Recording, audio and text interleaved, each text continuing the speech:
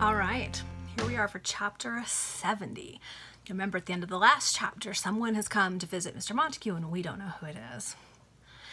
Chapter 70, the image, the picture, and the statue. Interesting. We know someone who has posed for a portrait, a picture, and a statue. Upon the sofa in Mr. Greenwood's elegantly furnished drawing room was seated the young lady who so anxiously sought an interview with the owner of that princely mansion. Her face was very pale, a profound melancholy reigned upon her countenance, and was even discernible in her drooping attitude. Her eyes expressed a sorrow bordering upon anguish, and yet through that veil of dark foreboding the acute observer might have seen a feeble ray of hope, gleaming faintly, so faintly that it appeared a flickering lamp burning at the end of a long, gloomy cavern.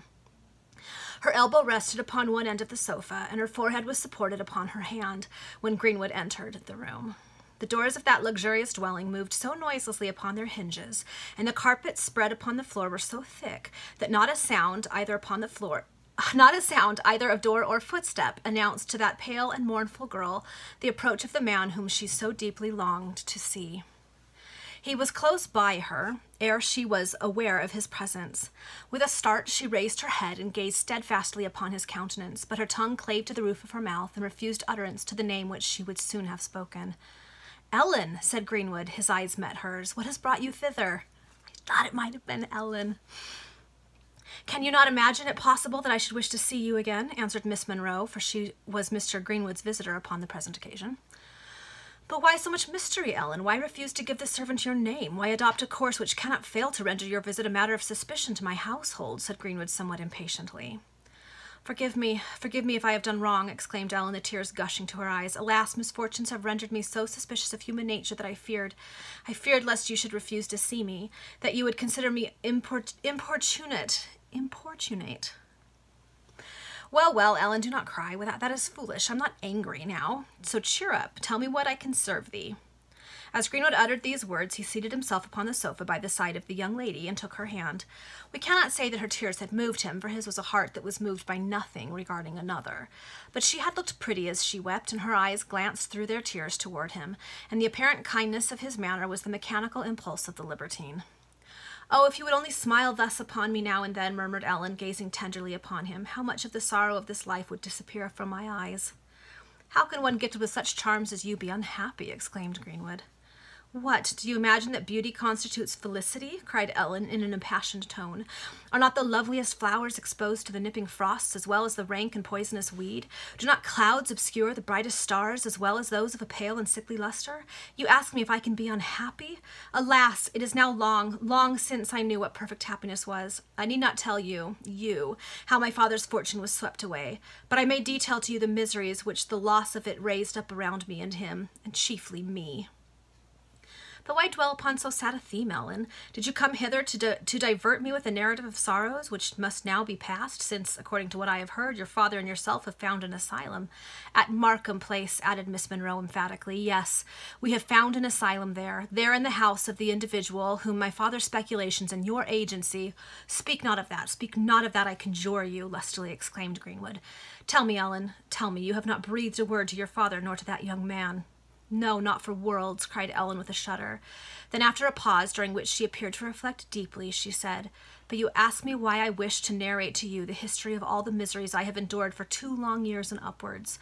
You demand of me why I would dwell upon so sad a theme. I will tell you presently. You shall hear me first, but pray be not impatient. I shall not detain you long, and surely you can spare an hour to one who is so very, very miserable." "Speak, Ellen, speak." "The loss of our fortune plunged us into the most frightful poverty. We were not let down gradually from affluence to penury, but we fell, as one falls from a height, abruptly, suddenly, and precipitately, into the depths of want and starvation. The tree of our happiness lost not its foliage leaf by leaf. It was blighted in an hour. This made the sting so much more sharp, the heavy weight of misfortune so much less tolerable. Nevertheless, I worked and worked with my needle until my energies were wasted and my eyes grew dim and my health was sinking fast. Oh, I only asked for work, and yet at length I lost even that resource. Then commenced a strange kind of life for me." "A strange kind of life, Ellen? What do you mean?" exclaimed Greenwood, now interested in the recital. I sold myself in detail, answered Ellen in a tone of the deepest and most touching melancholy. I cannot understand you, cried Greenwood. Surely your mind is not wandering. No, all I tell you is unhappily too true, returned the poor girl, shaking her head. Then, as if suddenly recollecting herself, she started from her thoughtful mood and said, You have a plaster of Paris image as large as life in the window of your staircase. Yes, it is a Diana, and holds a lamp which is lighted at night, observed Greenwood. But what means that strange question, so irrelevant to the subject of our discourse? More than you can imagine, answered Ellen bitterly. That statue explains one phase in my checkered life. Then, sinking her tone almost to a whisper, grasping Greenwood's hand convulsively and regarding him fixedly in the countenance, while her own eyes were suddenly lighted up with a strange wildness of expression, she added, The face of your beautiful Diana is my own. Greenwood gazed upon her in speechless astonishment. He fancied that her reason was unhinged, and he knew not why. He was afraid. Ellen glanced around. Her eyes rested upon a magnificent picture that hung against the wall. The subject of this painting, which had no doubt struck her upon first entering that room, was a mythological scene. Taking Greenwood by the hand, Ellen led him towards the picture.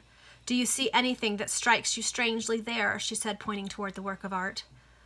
The scene is Venus rising from the ocean, surrounded by nymphs, answered Greenwood. And you admire that picture much?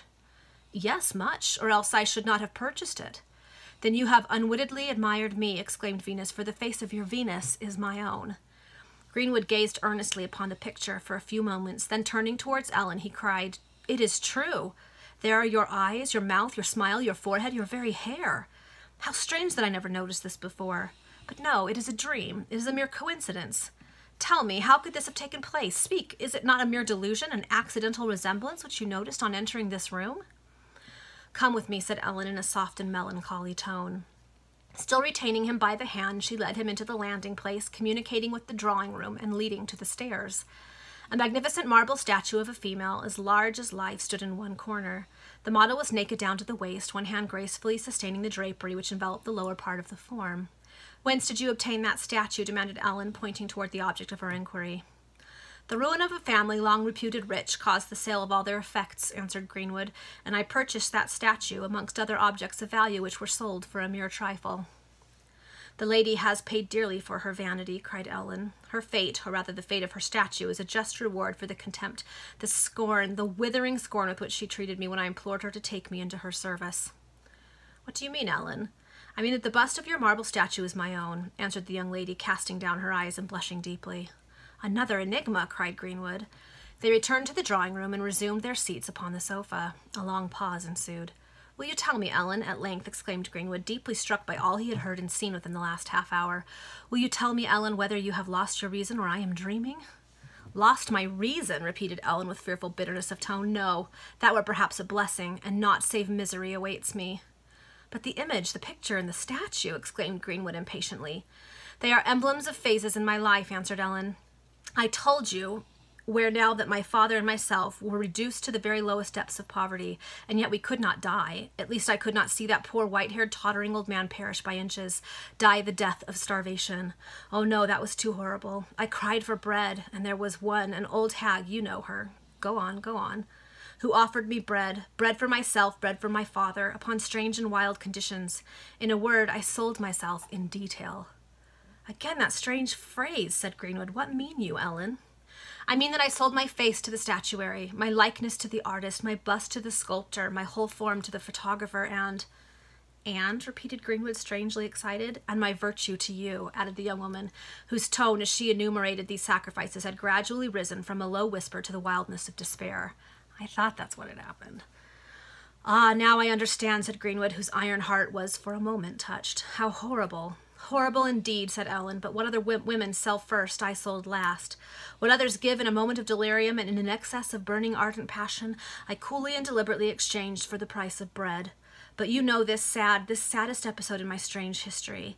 Maddened by the sight of my father's sufferings, I flew to the accursed old hag. I said, give me bread and do with me as thou wilt. And she took me with her. I accompanied her, reckless of the way we went, to a house where I was shown into a chamber that was darkened. There I remained an hour alone, a prey to all the horrible ideas that ever yet combined to drive poor mortal mad, and still failed to accomplish their dread aim. The hour passed, a man came. You know the rest. Say no more, Ellen, on that head, but tell me, to what does all this tend? One more word. Hours passed away, as you are well aware. You would not let me go. At length I returned home. My poor father was happy. He had met an angel while I encountered a devil. Ellen, he had gold. He was happy, I say. He had purchased a succulent repast. He had spread it with his own hands. He had heaped up his luxuries, his humble way to greet the return of his dear, his darling child. Heavens, how did I survive that moment? How dared I stand in the presence of that old man, that good, that kind old man, whose hair was so white with many winters, and whose brow was so wrinkled with many sorrows? I cannot say how passed the few hours that followed my return. Flower after flower had dropped from the garland of my purity, that purity in which he, the kind old man, had nurtured me. And then there was the dread, the crushing, the overwhelming conviction that had I retained my faith in God for a few hours more, had I only exercised my patience until the evening of that fatal day, I had been spared the final guilt, that crowning infamy. Ellen covered her face with her hands and burst into an agony of tears. Deep sobs convulsed her bosom. She groaned in spirit, and never had the libertine by her side beheld female anguish so fearfully exemplified before. Oh, when fair woman loses the star from her brow and yet retains the sense of shame, where shall she seek for comfort? Where shall she fly to find consolation? Greenwood was really alarmed at the violence of the poor girl's grief. Ellen, what can I do for you? What would you have with me? He said, passing his arm around her waist. She drew hastily away from his embrace, and turning upon him her tearful eyes, exclaimed, "If you touch me under the influence of the sentiment that made you purchase my only jewel, lay not a finger on me. Defile me not, let my sorrows make my person sacred.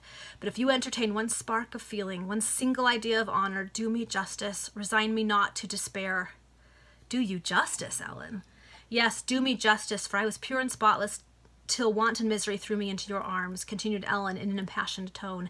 And if I sinned, if I surrendered myself up to him who offered me a price, it was only that I might obtain bread for my poor father. Ellen, what would you have me do? What would I have you do? She repeated bitterly. Oh, cannot you comprehend what I would have you do to save my honor? It is in your power to restore me to happiness. It is you who this day, this hour must decide my doom. You ask me what I would have you do? Here, upon my knees, I answer you. Here at your feet, I implore you, by all your hopes of prosperity in the world and salvation in the next, by all you hold dear, solemn and sacred, I implore you to bestow a father's honorable name upon the child which I bear in my womb. Oh, I had a feeling that's why she was there. Oh no, poor Ellen. Greenwood's not the kind of guy to do the right thing. Ellen. Now I'm worried about Ellen. She had thrown herself before him. She grasped his hands. She bedewed them with her tears. She pressed them against her bosom that was convulsed with anguish. Rise, Ellen, rise, exclaimed Greenwood. Someone may come. Someone may. Never will I rise from this position until your tongue pronounces my fate.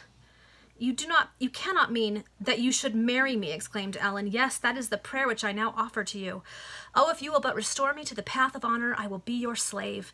If my presence be an annoyance to you, I will never see you more from the moment when we quit the altar. But if you will admit me to your confidence, if you will make me the partner of your hopes and fears, your sorrows and dreams, I will smile when you smile. I will console you when you weep. I will serve you. Upon my knees will I serve you. I will never weary of doing your bidding. But do not refuse me the only prayer which I have now to offer to mortal man. Ellen, this is impossible. My position, my interest, my plans render marriage at present a venture in which I cannot embark. You reject my supplication. You throw me back into disgrace and despair, cried Ellen. Oh, reflect well upon what you are doing. Listen to me, said Mr. Greenwood. Ask me anything that money can purchase, and you shall have it. Say the word, you shall have a house, a home furnished in all imaginable splendor, and measures shall be taken to conceal your situation from the world. No, this is not what I ask, returned Ellen. The wealth of the universe cannot recompense me if I am to pass as Mr. Greenwood's pensioned mistress. Then what in the name of heaven do you now require of me? Demanded the member of Parliament impatiently. That you should do me justice, was the reply, while Ellen still remained upon her knees. Do you justice, repeated Greenwood, and how have I wronged you? If I deliberately set to work to seduce you, if by art and treachery I wiled you away from the paths of duty, if by false promises I allured you from a prosperous and happy sphere, then might you talk to me of justice. But no, I knew not whom I was about to meet when the old hag came to me that day and said, Enough! Enough, I understand you, cried Ellen, rising from her suppliant position and clasping her hands despairingly together. You consider that you purchased me, as you would have bought any poor girl who, through motives of vain gain or lust, would have sold her person to the highest bidder. Oh, now I have And now I understand you. But one word, Mr. Greenwood. If there were no such voluptuaries, such heartless libertines as you in this world, would there be so many poor unhappy creatures like me? In an access of despair, of folly, and of madness, I rushed upon a path which men like you alone opened to women placed as I then was. Perhaps you consider that I am not worthy to become your wife. Fool that I was to seek redress, to hope for consolation at your hands, your conduct to others, to my father, to... Ellen, I command you to be silent. Remember our solemn compact on that day when we met in so strange and mysterious a manner. Remember that we pledged ourselves to mutual silence. Silence with respect to all we know of each other. Do you wish to break that compact? No, said Ellen, convulsively clasping her hands together. I would not have you publish my disgrace. Happily, I have yet friends who will, but no matter. Sir, I leave you now. I have your answer. You refuse to give a father's name to the child whom I bear. You may live to repent your decision. For the present, farewell. And having condensed all her agonizing feelings to a moment of unnatural coolness, the awful calmness of despair, Ellen slowly left the room. But Mr. Greenwood did not breathe freely until he heard the door close behind her.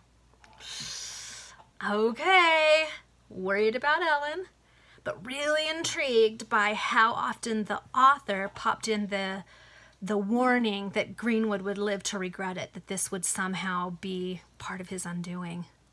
Very interesting. Okay, we'll see you for the next chapter.